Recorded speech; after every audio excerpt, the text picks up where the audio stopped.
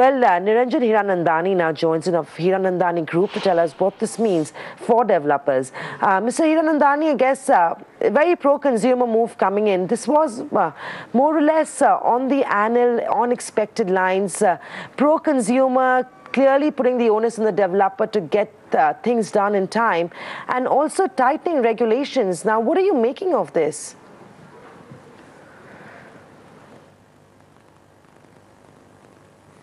I think basically the transparency which people were seeking for is definitely there, both in the central bill as well as Maharashtra government, and the amendments have come up, have removed all the question marks that were there in the minds of the consumer that this was any which way a pro-developer scheme. So I think the transparency is 100% come on the table, and I think that should bring satisfaction to the consumer, investor, and the banking sector completely. So I think that part of the idea has been addressed by Maharashtra government, and they have put in a good regulator into place for the purposes of this. Also, the fact that I believe they have used TCS for using the software for the purposes of putting up the website where all these information will be hosted, and that will be put on to line by 24th and activated by the 1st of May. So I think Maharashtra on Maharashtra Day, which is 1st of May, will really bring into action all these issues in a fast-track mode, and all this is expected to be online by the 1st of May. So I think that is all complete.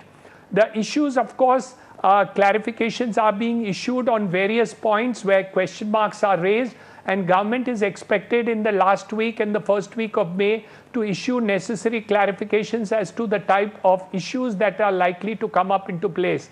So I think all that is positive as far as the industry is concerned, as well as the consumer is concerned, and of course the government. Right. Mr. Hiranandani, I want to talk about what you really make of this, because if this regulator is going to be, and the Regulatory Act is going to be rolled out on the 1st of May, do you get a feeling that demand will see a bump up in the state of Maharashtra, because consumers now will feel a lot more secure having a regulator to back them up just in case of any sort of disagreements or complaints being raised?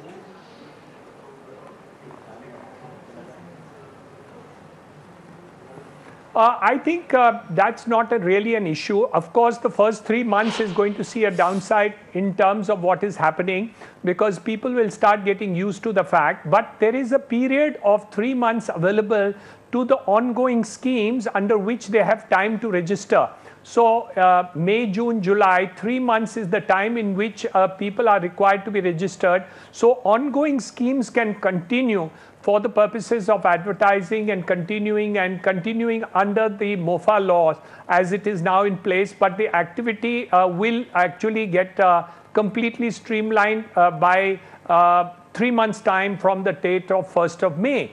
So I think what you will really see is that the issues will get compounded over a period of time, but 3 months is enough time for people to get used to the idea of the new regulation and other scheme. So a downside is not likely to take place, because 3 months' time the old schemes are permitted to function in the old manner while the registration takes place, and the teeth of the regulation will come into the new scheme starting after 1st of May, and or the schemes 3 months down the line, all the schemes will be covered, including the ongoing scheme. So there is a kind of time frame in which people will get used to it. So maybe a 3-month time is time for people to get used to it, both as far as the government and consumer is concerned, and the industry and developers.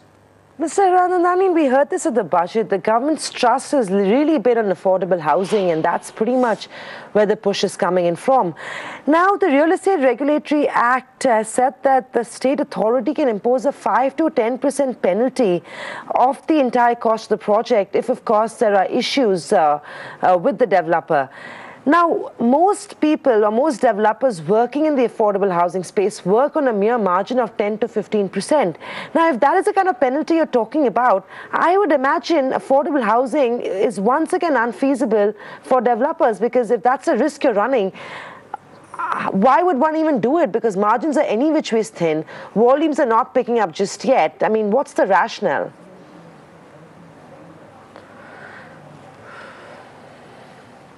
See, I'll tell you one thing. What has happened is earlier the government had the Consumer Act, wherein people used to litigate in the regular courts, consumer courts, for the purposes of fighting against the developers. Unfortunately, they found, or the government found and the consumers found, that there was not enough protection for the consumer. Now the pendulum has moved the other side, wherein they have brought in very, very strong regulations with abnormally high penalties. Obviously, as far as things are going now, the pendulum has gone the other side, wherein the regulation and the penalties is too much.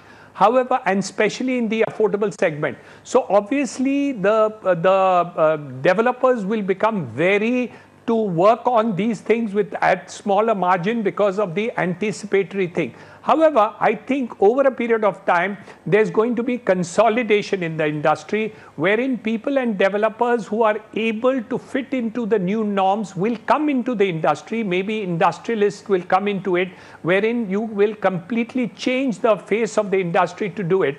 Something similar to what happened in the case of aviation, when Indigo has come with the similar planes and similar system, but is able to come with the low-cost airline profitably.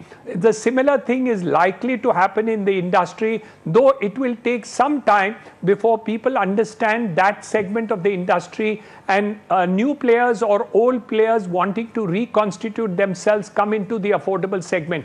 Yes, but the answer is that the penalties are very, very harsh.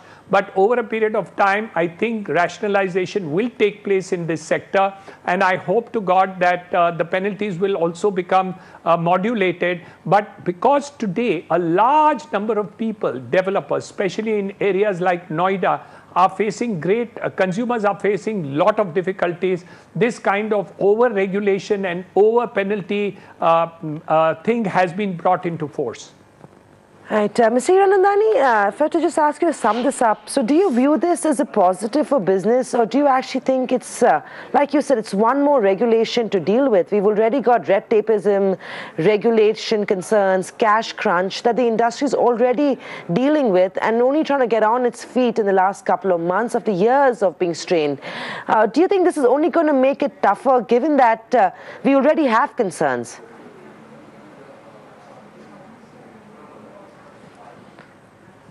It is a big concern, and I'm very certain that a large number of players are going to face difficulties, because already today a large number of developers are facing a cash crunch. A large number of them are already overstressed.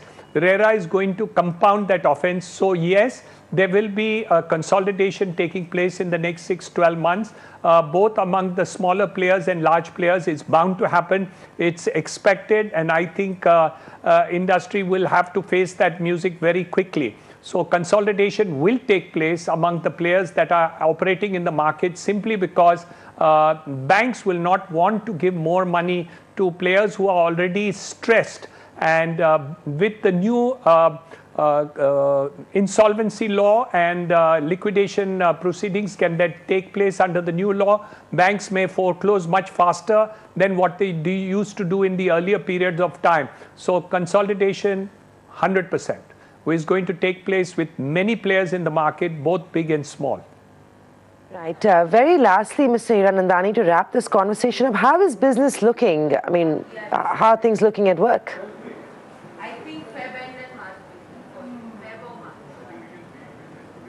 Sorry, I didn't catch you. I said very lastly, how are you feeling about the current environment? I mean, how are things looking? Is things looking up for the real estate space right now? Is work going well?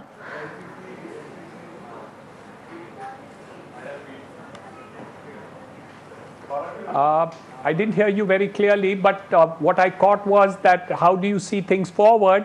I think there is going to be a very good opportunity in the long run. That is really going to happen. But yes, the next 6 to 12 months does look a very challenging period for all developers that are there.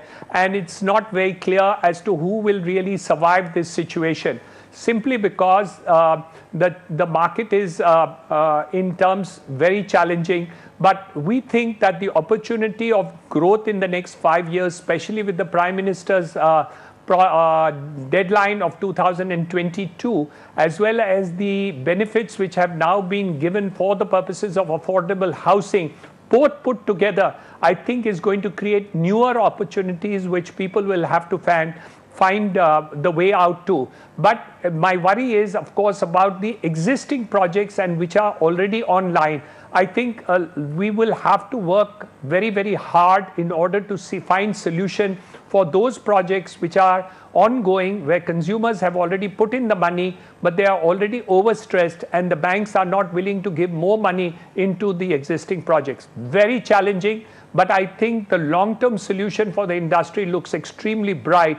And those who can cross this hurdle in the next 3 to 6 months or 12 months, I think will be there to see higher levels of growth and profitability even in the affordable segment. Great. Hiranandani, always good talking to you. You've always got such great perspective on the industry and, of course, what the outlook for the real estate pack is as well. It seems like it is going to be challenging times, like Hiranandani put it, but he also does believe consolidation and big industrialists getting in the space is more than likely and only a matter of time to see the light of day. Well, moving on from real estate to one stock that's